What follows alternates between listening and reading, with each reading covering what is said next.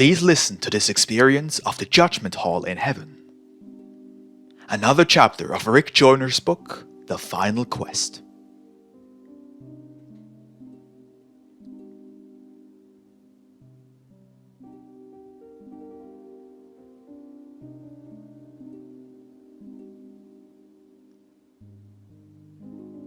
With each encounter, a veil is being removed, so that we can see him more clearly.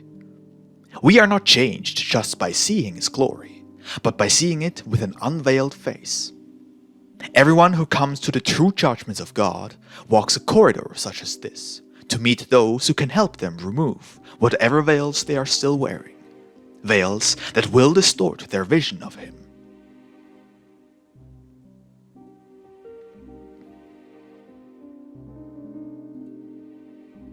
I had already absorbed more understanding than I felt like my many years of study on earth had given me.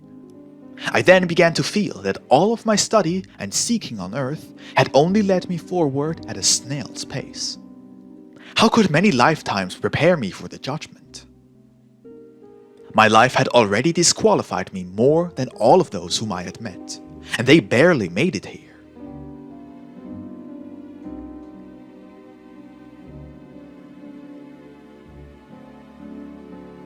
Then another man emerged from the ranks. He had been a contemporary of mine, and I did not know that he had died. I had never met him on earth, but he had a great ministry, which I respected very much. Through men that he had trained, thousands had been led to salvation, and many great churches had been raised up.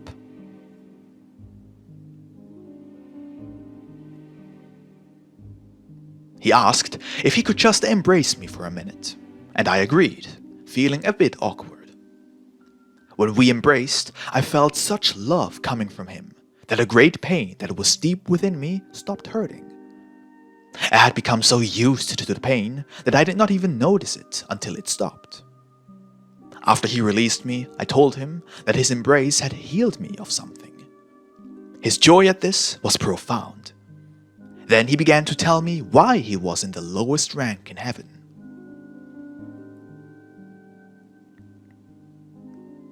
The man. I became so arrogant near the end of my life that I could not imagine that the Lord would do anything of significance unless he did it through me. I began to touch the Lord's anointed and do his prophets harm. I was selfish and proud when the Lord used one of my own disciples. And I became jealous when the Lord moved through anyone who was outside of my own ministry. I would search for anything that was wrong with them which I could attack. I did not know that every time I did this, I only demoted myself further.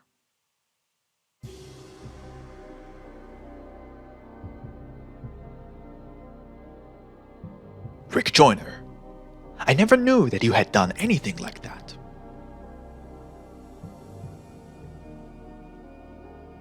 The man. I incited men under me to investigate others and do my dirty work. I had them scour the earth to find any error or sin in the life of others to expose them.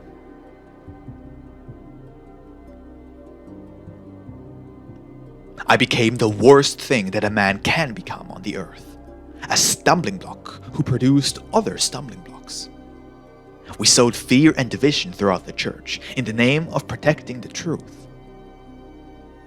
In my self-righteousness, I was headed for perdition. In his great mercy, the Lord allowed me to be struck by a disease that would bring about a slow and humiliating death.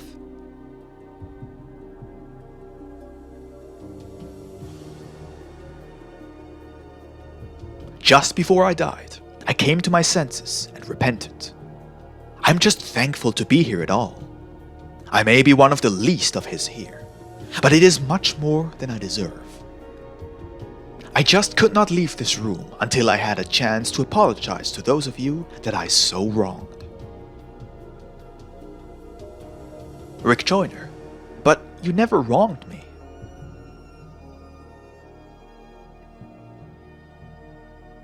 The man. Oh, but I did indeed.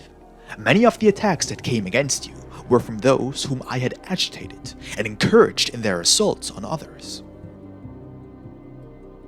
Even though I may not have personally carried the attacks out, the Lord holds me as responsible as those who did.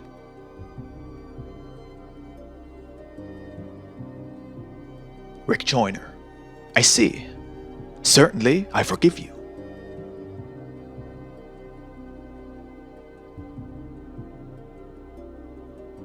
I was already beginning to remember how I had done this same thing, even if on a smaller scale. I recalled how I had allowed disgruntled former members of a church to spread their poison about that church without stopping them. I knew that by just allowing them to do this without correcting them, I had encouraged them to continue.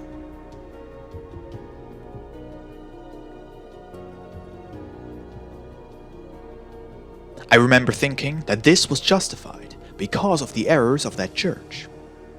I then began to remember how I had even repeated many of their stories, justifying it by saying it was only to enlist prayer. Soon, a great flood of other such incidents began to arise in my heart. Again, I was starting to be overwhelmed by the evil and darkness of my own soul.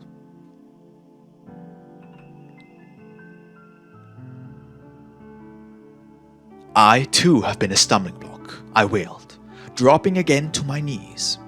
I knew that I deserved death, that I deserved the worst kind of hell.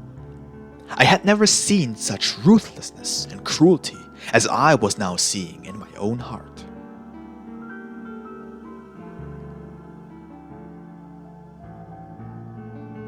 The man.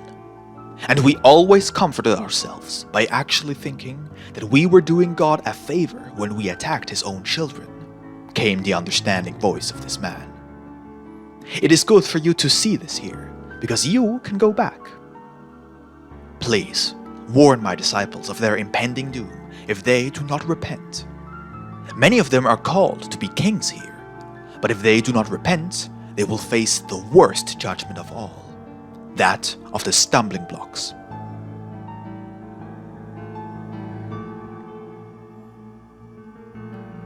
My humbling disease was a grace from God. When I stood before the throne, I asked the Lord to send such grace to my disciples. I cannot cross back over to them, but he has allowed me this time with you. Please forgive and release those who have attacked you. They really do not understand that they are doing the work of the accuser.